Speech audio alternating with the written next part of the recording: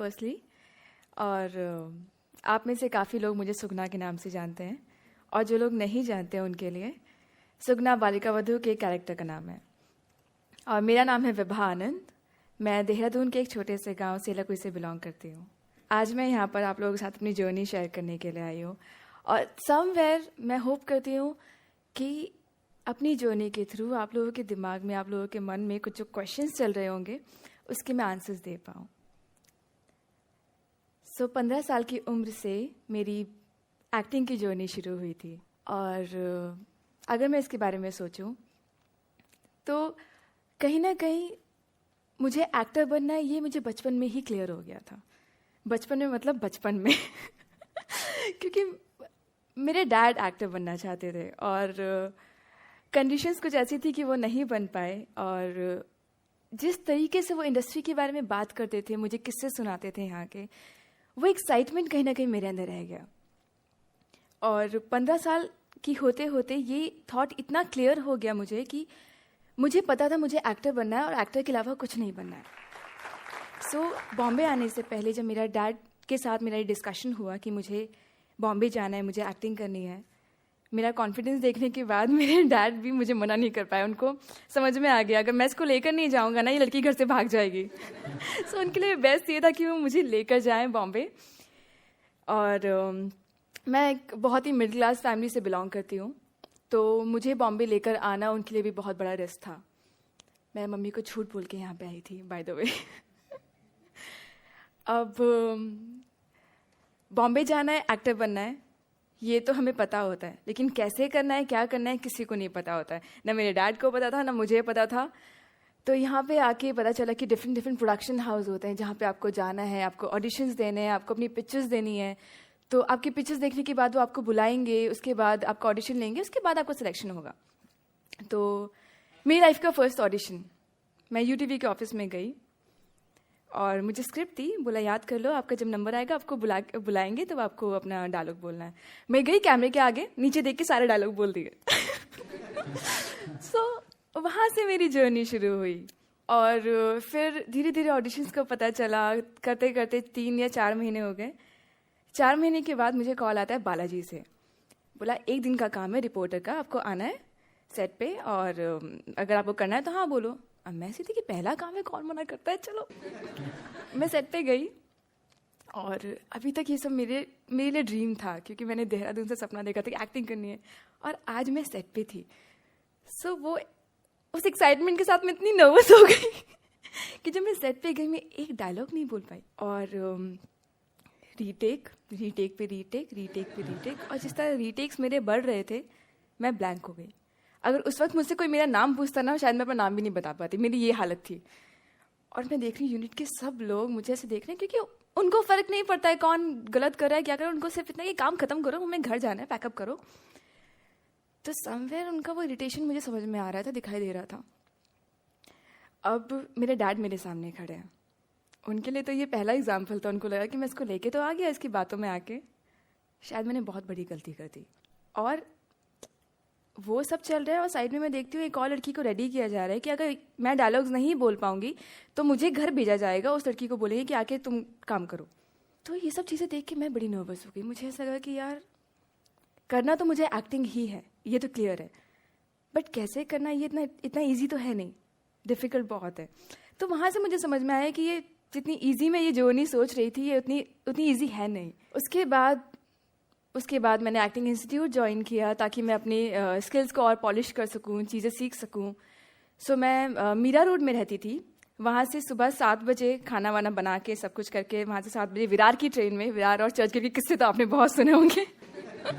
विरार की ट्रेन में आती थी अंधेरी, और ऑडिशन अपना एक्टिंग इंस्टीट्यूट अटेंड करती थी, उसके बाद डांस क्लास, उसके बाद ऑडिशन, उसके बाद वापस घर जाओ, रिहर्स करो। तो ये सिलसिला मेरा कुछ 3 महीने तक चलता रहा। ऐसे करते करते अब मुझे ये इंस्टीट्यूट ख़त्म हुआ, सब कुछ ख़त्म हुआ। उसके बाद डैड को जाना पड़ा, क्योंकि अब पैसे भी ख़त्म हो रहे थे, भाई उन्हें जाके कमाना था ताकि मैं इधर काम कर सकूं। तो अब मैं बॉम्बे में अकेली थी। कुछ 1-1.5 साल मुझे यहाँ पर हो गया, और सिचुएशन थोड़ी ठीक नहीं थी, बिकॉज अभी घर से पैसे मांगने में शर्म आती है एक टाइम पर। और तो ऐसी सिचुएशन थी कि जहाँ मैं बहुत फ्रस्ट्रेट हो रही थी कि भाई ऑडिशन कहीं भी सिलेक्शन तो कुछ हो नहीं रहा है, पता नहीं क्या होगा, और ये जो मैं मेहनत कर रही हूँ ये कहाँ जा रही है, क्या हो रहा है, मुझे कुछ समझ में नहीं आ रहा। तो मेरे फ्रेंड्स वालों ने मुझे सजेस्ट किया कि विभा एक काम कर, कुछ टाइम के लिए माइंड फ्रेश करने के लिए तो देहरादून वापस चली जा और वापस आना और उसके बाद वापस अपना स्ट्रगल शुरू करना। और समवेयर मुझे क्लियर था कि अगर मैं एक बार वापस चली गई मैं ज़िंदगी में कभी दोबारा वापस नहीं आ सकती। तो ये बात है सैटरडे अप्रैल 2008 की। तो उस वक्त मेरे दिमाग में ये सब, मतलब मेरे फ्रेंड्स वगैरह के बीच में डिस्कशन हुआ और उनके इस डिस्कशन से ये था कि मंडे को तो टिकट्स वगैरह करा तो वापस चले जा। जाने का मन मेरा बिल्कुल भी नहीं था। संडे को मुझे बालिका वधू के लिए कॉल आता है कि मेरा सिलेक्शन हो चुका है, और मंडे को जहां मुझे देहरादून वापस जाना था, मंडे को मैं जयपुर के लिए पहुंची। तो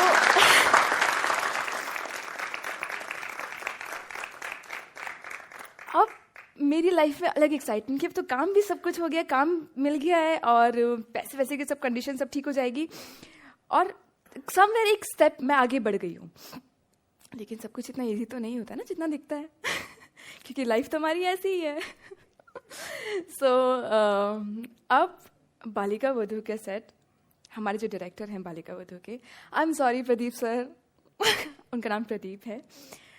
अब वो अपनी चीज़ों को लेके बहुत पर्टिकुलर है कि अगर मुझे इस शॉट में ये चीज़ चाहिए तो मुझे यही चाहिए, इससे कम नहीं, इससे ज़्यादा नहीं, और अगर इससे कम ज़्यादा हुआ तो सामने वाले की वो बैंड बजा देंगे।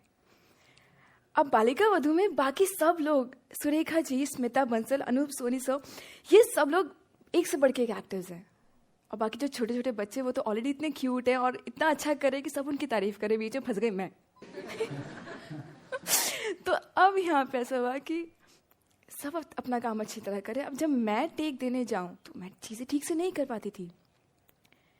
अब वहाँ पे एक बार उन्होंने मुझे समझाया, 2 बार समझाया, और टीवी इंडस्ट्री में किसी के पास इतना टाइम नहीं होता कि कोई किसी को समझाए, बिकॉज ऑलरेडी आपके पास टेलीकास्ट का इतना प्रेशर होता है, और कभी किसी एक्टर का आउट टाइम है, कभी किसी का आउट टाइम है, तो कोई समझाएगा तो आपको बिल्कुल भी नहीं समझना है तो समझ लो, नहीं तो घर जाओ, सिंपल सी बात है। तो यहाँ अब मुझे डांट पड़नी शुरू हुई। एक टाइम ऐसा था कि अगर मैंने कुछ गलती करी तो पूरी यूनिट के सामने मुझ पर चिल्लाए कि ये क्या है, काम वाम नहीं आता है क्या तुम्हें। और वो सब चीज़ें मेरे लिए ऐसी थी कि यार आज तक घर पे कभी किसी ने मुझ पे नहीं चिल्लाया, ये क्या है। और समवेयर ये मेरे लिए बहुत इंसल्टिंग भी था क्योंकि मैंने लाइफ में एक ही सपना देखा, मैं कभी किसी चीज़ में परफेक्ट नहीं थी, मतलब एक ही चीज़ देखा, अगर मैं वो भी ढंग से नहीं कर पाऊंगी ना तो फिर शायद मुझे जिंदा ही नहीं रहना चाहिए। तो वहाँ से मेरे अंदर एक जिद आई कि नहीं, आपको डांटना है, आपको जो करना है करो, मैं सीखूंगी। तो लिटरली एक टाइम ऐसा था कि मैं घर जाती थी स्क्रिप्ट लेके, मैं रिहर्स करती थी, भले मैं रो रही हूँ घर पे अकेले, कोई नहीं होता था, मैं डेली रिहर्स करती थी। जिस वक्त मैं फ्री होती थी मैं मॉनिटर पे बैठती थी, अपने को एक्टर्स को ऑब्जर्व करती थी, उन लोगों से पूछती थी आप कैसे करते हो, आपको कैसे करना है। तो मैंने इरिटेट किया बाकी लोगों को, लेकिन मुझे सीखना था। और एक दिन में ऑब्वियसली सब चीज़ें ठीक नहीं होती हैं, ये सिलसिला कुछ चलता रहा। जुलाई में बालिका शुरू हुआ, फेब में मेरा ट्रैक आया जहाँ पे मेरे हस्बैंड की डेथ होनी थी, और आई एम श्योर आप लोगों को सीन वो याद होगा। जब वो सीक्वेंस आया, ये पूरी तब तक की जर्नी है। उस दिन मैंने सीन परफॉर्म किया, मेरे डायरेक्टर ने उस दिन पूरी यूनिट ने सीन ख़त्म होने के बाद मेरे लिए क्लैप किया। मेरे डायरेक्टर ने मुझे बुलाया, मुझसे हाथ मिलाया और बोला ऐसे ही काम करना। समवेयर वो एक रिलीफ था मेरे लिए कि एटलीस्ट अब मैं सही ट्रैक पर हूँ। इस तरह से मेरी बालिका की शुरुआत हुई। और अब बालिका के बाद अच्छा, आप में से अगर काफ़ी लोग नहीं जानते तो उस चीज़ के लिए, मतलब वो पूरे ट्रैक के लिए मुझे बेस्ट सपोर्टिंग एक्ट्रेस का अवार्ड भी मिला है। एंड देन वो एपिसोड की TRP अब तक की बालिका वधू की और अब तक की टीवी शोज़ की अगर आप बात करें तो one of the highest rated TRP है उस शो की। उसके बाद लाइफ वही है, चैलेंजेस आते रहते हैं, आपको करना तो है, कुछ तो इजी होता नहीं है। देन बालिका के बाद मैंने शो किया संस्कार लक्ष्मी, और उसके बाद मेरी जर्नी स्टार्ट हुई यहाँ से। बट देन चैलेंजेस बार बार थे। अब मेरे लिए सबसे बड़ा चैलेंज ये था कि मुझे अपनी इमेज कैसे ब्रेक करनी, क्योंकि अब मुझे लोग बुलाते हैं तो सुगना जैसे कैरेक्टर के लिए ही बुलाते हैं, क्योंकि उनको लगता है रोती बड़ा अच्छा है, इसको बुला लो। तो समवेयर मैं उस चीज़ के लिए फेमस हो गई थी। तो किस तरह ये सब चीज़ें आई और मेरे लिए इन सब चीज़ से डील करना कितना डिफ़िकल्ट था। बालिका वधू के बाद मेरा जो नेक्स्ट शो था, मैंने जो किया कैसी है यारियाँ, कैसी है यारियाँ, ये शो मुझे चाहिए था, इसलिए मुझे ये शो मिला। और इसके बीच में मेरे पास काफ़ी ऑफर्स आए जो मैंने रिजेक्ट करे, क्योंकि मेरे लिए, अब मैं आपको बहुत गंदा एग्जांपल देने वाली हूँ, अगर मुझे बहुत भूख लगी है और मैं किसी रेस्टोरेंट में जाती हूँ और अगर मैंने बैंगन का भरता ऑर्डर किया है, वेटर गलती से अगर दाल लेके आता है तो आई मेक श्योर कि मैं वो दाल नहीं खाऊं, मैं वो भूख बर्दाश्त करूंगी, मैं बैंगन का भरता ही खाऊंगी।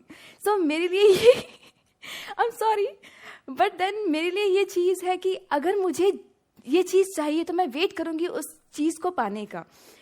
सो बालिका वधू के बाद मेरे पास काफ़ी अपॉर्चुनिटीज आई, मैंने सबको मना किया और इस मना के चक्कर में मुझे 2.5 साल घर पे बैठना पड़ा, तब जाके मुझे कैसी है यारियाँ मिला।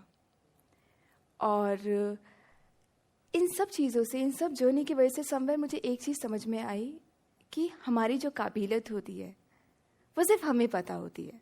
मेरे फैमिली को नहीं पता, मेरे फ्रेंड्स को नहीं पता, किसी को नहीं पता मेरी काबिलियत क्या है। और अगर हम जब काबिलियत की बात करते हैं तो मेरे स्कूल टाइम की, अगर कोई मेरे फ्रेंड ये देख रहा होगा उसे पता होगा, स्कूल टाइम पे मैं बहन जी के कैटेगरी में फिट आती थी। अगर लड़कियों की स्कर्ट यहाँ से ऊपर हो गई है ना, मेरी यहाँ से ऊपर कभी नहीं जाएगी और नीचे चली जाएगी, ऊपर कभी नहीं आएगी। अगर स्कूल में बोला है कि 2 चोटी बना के आनी है, आई मेक श्योर कि तेल लगा के मैं 2 चोटी ही बना के जाऊंगी। मैं कोई सुपर्ब नहीं थी, ऐसा नहीं था कि भैया बहुत पढ़ाकू बच्ची है, मैं उतने ही मार्क्स लाती थी जितने पास होने के लिए इनफ है। लेकिन उस वक्त भी मुझे पता था कि मुझे बड़े होकर एक्टर बनना है। सो हमारी काबिलियत सिर्फ हमें पता है। हमें जब तक ये पता है कि हम कहाँ स्टैंड करते हैं, हम किस काबिल है, ट्रस्ट भी हम सब कर सकते हैं।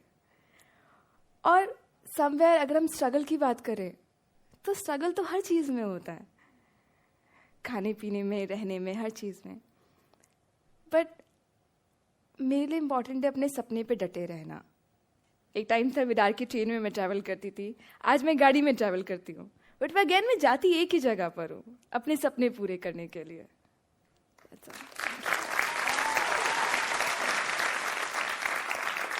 अगर आपको मेरा टॉक अच्छा लगा हो तो प्लीज़ कमेंट करो और अपने विचार प्रकट करो और